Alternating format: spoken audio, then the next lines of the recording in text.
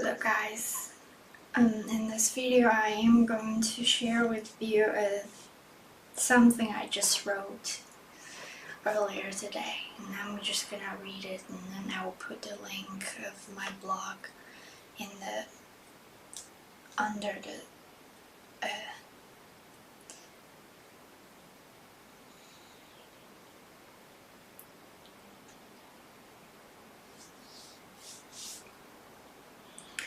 I'll put the link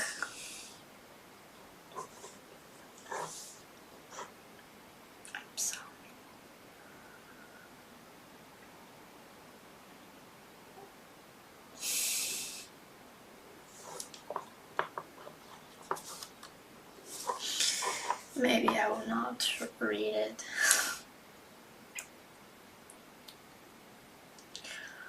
I feel a bit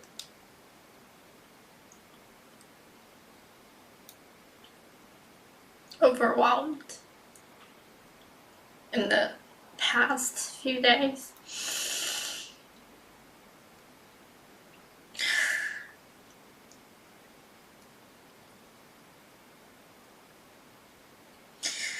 I mean, I've been doing well, but just since around 2 or 3 days ago, I started to feel depressed.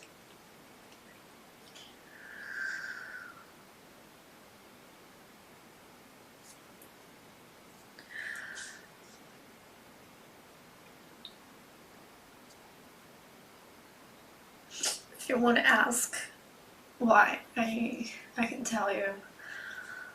I know clearly why I would feel sad from time to time, and it's because I don't feel connected with any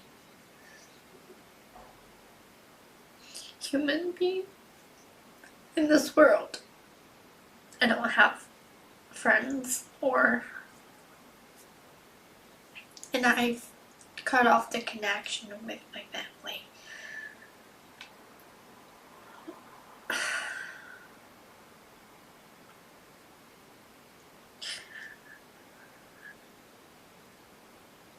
I feel like an alien living on the earth.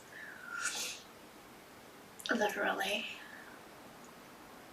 I have been depressed. I had been depressed for 2 or 3 years, 1 year ago. So I would say over the past year I've been feeling much better.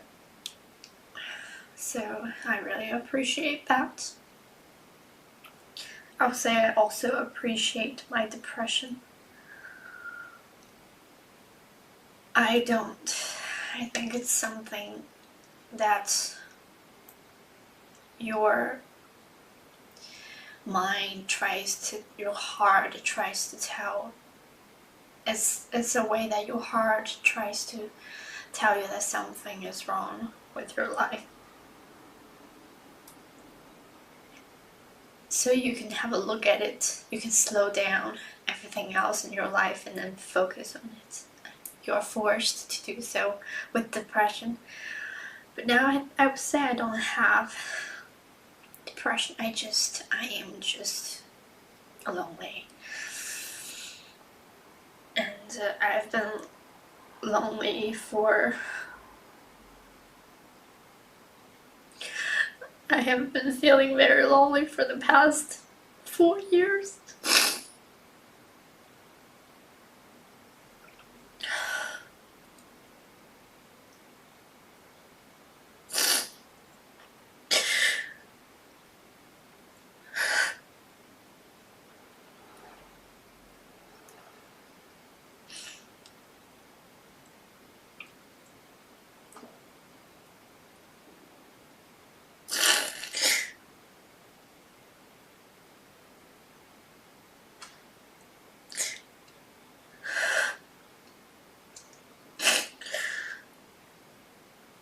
I don't have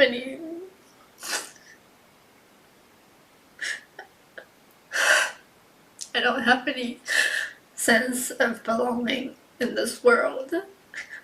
That's why I constantly feel alienated.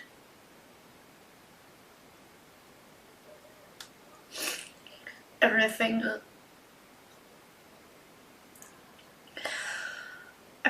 seems tasteless to me. I really need the kind of connection that I've been looking for.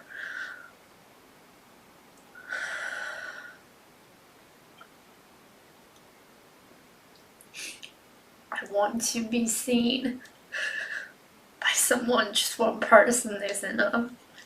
I want to be seen and understood.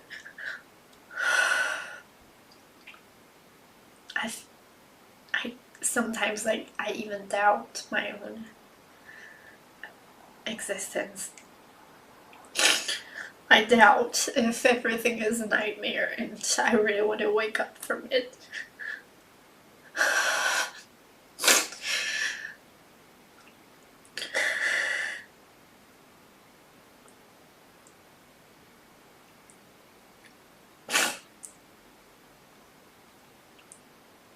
Like sometimes I would have lucid dreams. In the dreams you feel lucid, you feel you feel like you have your consciousness. Sometimes I would realize that it's a dream, but sometimes it would take me some time to realize. Sometimes I just don't realize it's a dream or not at all. I feel like it's not impossible that right now I am in that kind of dream. It's just, I can't wake up from it. Everything doesn't feel real to me. I'm not doing anything in my life now. I don't want to do anything. I don't want to have any plans. They are all meaningless to me. Before I find this connection that I've been looking for, and I don't even know if I will find it or not. Especially when I feel depressed, everything seems hopeless.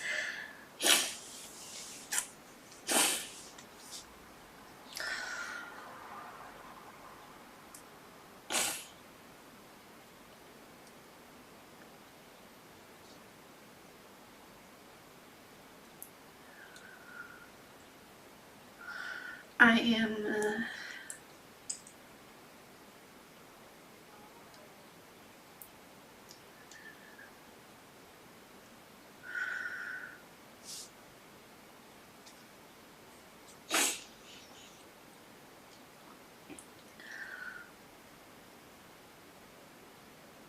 yeah, sometimes I cry, it makes me feel better for a while. If you feel sad, just allow yourself to cry.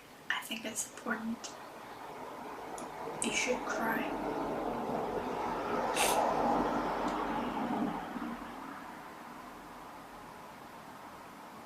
Allow yourself to cry.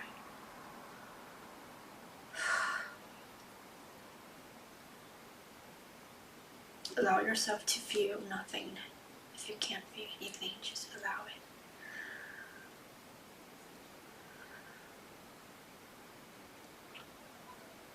As I do.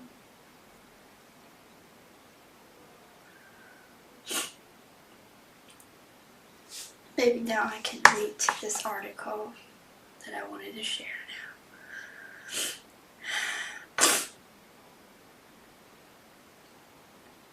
It's not an article, it's just some of my thoughts I wrote earlier today.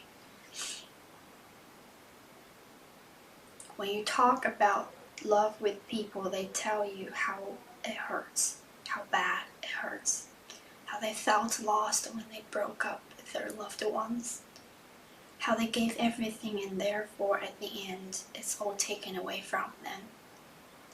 And they tell you how love and the world would all end sooner or later like that, and that you need commitments and promises to sustain it. I described the love that they are talking about as fire. It burns fiercely when it just starts. It gives you intense pleasure. It makes you lament the brevity of life. It's incredibly beautiful. Therefore, you would keep putting parts of yourself in it to make it, to keep it burning for longer, until you put all parts of yourself in. But it's fire, so it burns. It burns your skin when you walk too close, when you get obsessed. And since it's just fire, it ends. No fire burns permanently. When the fuel is used up, the flame will eventually go out, and that's when it hurts the most. Depending on how much you have given to it, the more you have given it, the more it hurts when it's gone. Because you feel a part of you is taken away by it, and it just vanishes into the air together with the fire. You feel deeply consumed, betrayed. You blame yourself for either having given too much or too less. You tell yourself that you could have stopped it from burning in the beginning, or you could have tried to make it burn for longer. And yes, if that's what you believe love is, then all the love relationships that you will put yourself in the future will all be exactly like the fire. They all will go off in the end, and they will all hurt so bad. True love is, though, like the mountains in the ground. It's permanent. It has been there already before you find it, and it will exist forever. You don't ever lose yourself in it. It will become a part of you, the path underneath you and the sky above you. The moment you find your mountain, the moment it starts to become a part of you, your life force is nourished and inspired for eternity. It allows you to climb onto the top and get to see the whole picture of the world. Countless miles of ground and interconnected mountains. You feel safe and protected. Your mind gets internal peace. That's why you will never lose it. And apparently, you'd never get hurt by love itself. You don't ever need to sacrifice a part of yourself to sustain it, because it becomes you and it sustains itself. I don't know if this kind of love that I live for exists in this world, or I will find it here, or if everyone is capable of finding it, since a lot of them don't even believe it. They probably need the fire more than the mountains, because the mountains don't give you fierce pleasure as the fire does that gets you hooked. The mountains give you genuine happiness and peace instead, and constant nourishment for the heart. And it's way much easier to set up a fire wherever you are than traveling around the whole world alone to find your mountain. Therefore, the language of true love will sound peaceful, like deep water. Below you can see several poems that arise from either of these two types of love.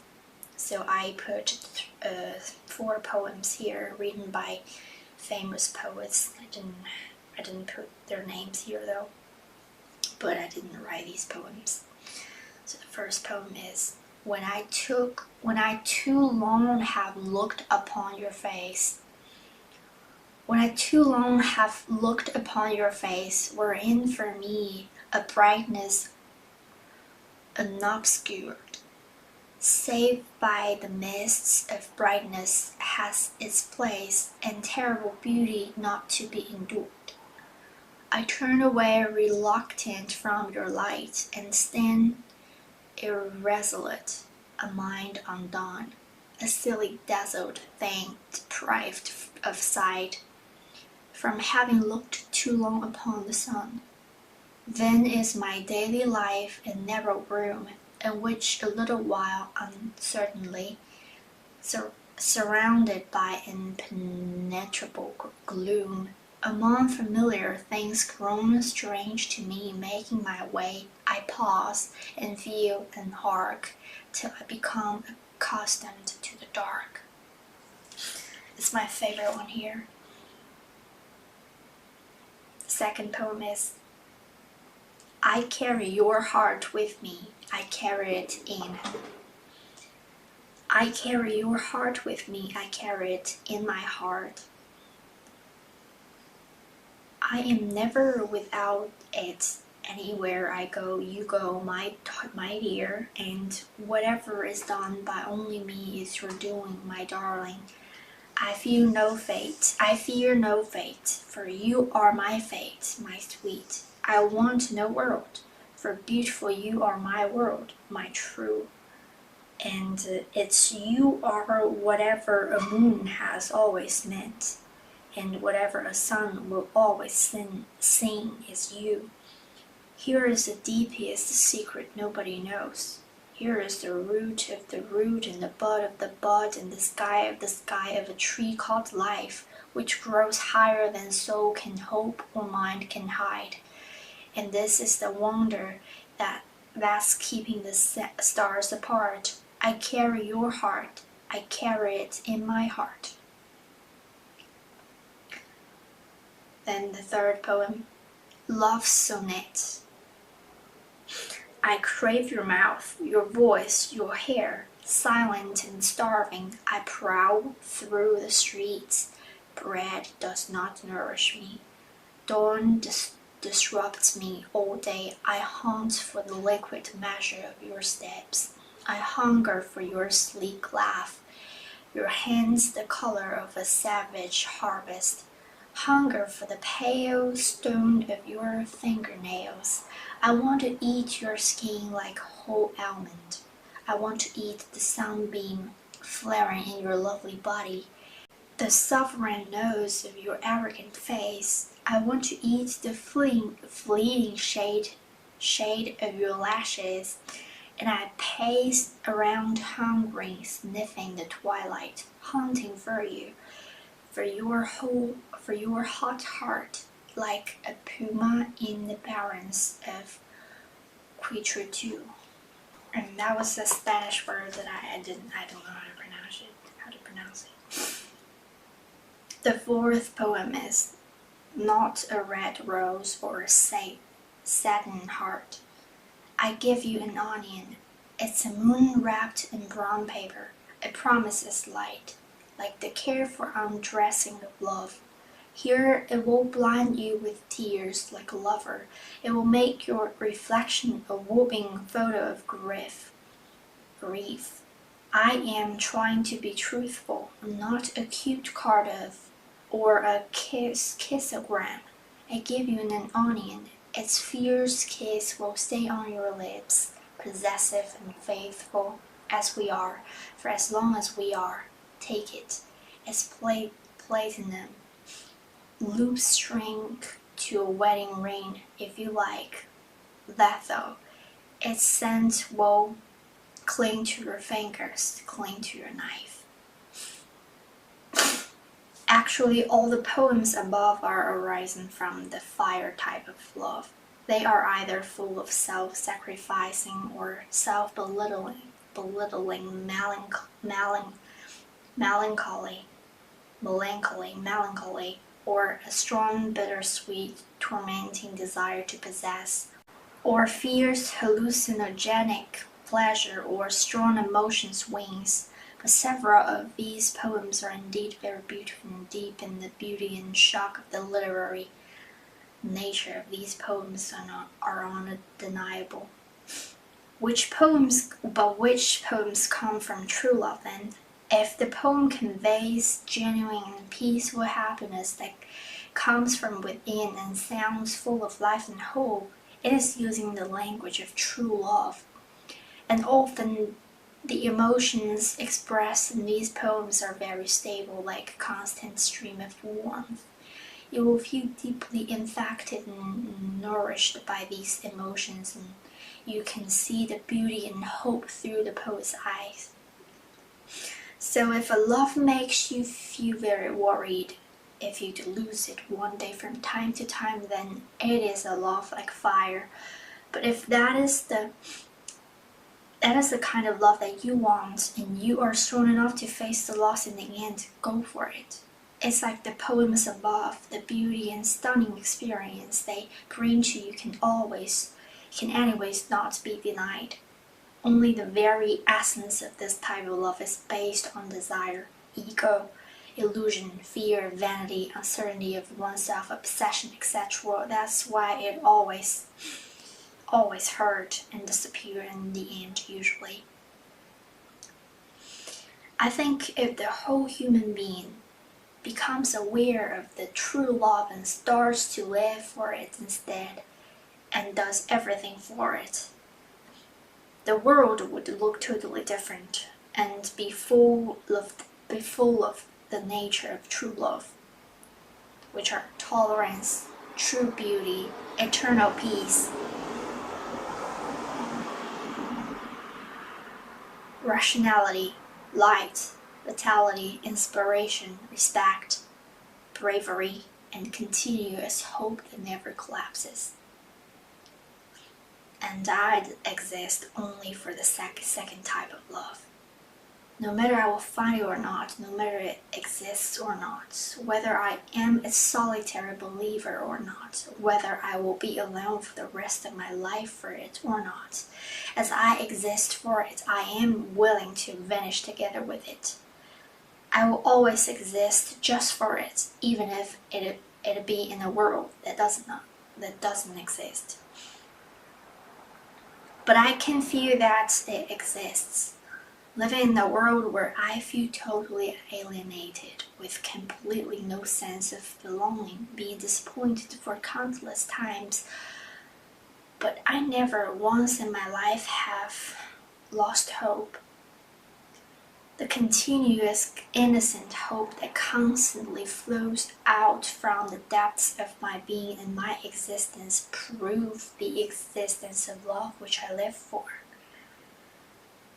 The God of love shines through the light of my life, my mind, living on the depths of my soul. At some points we become one.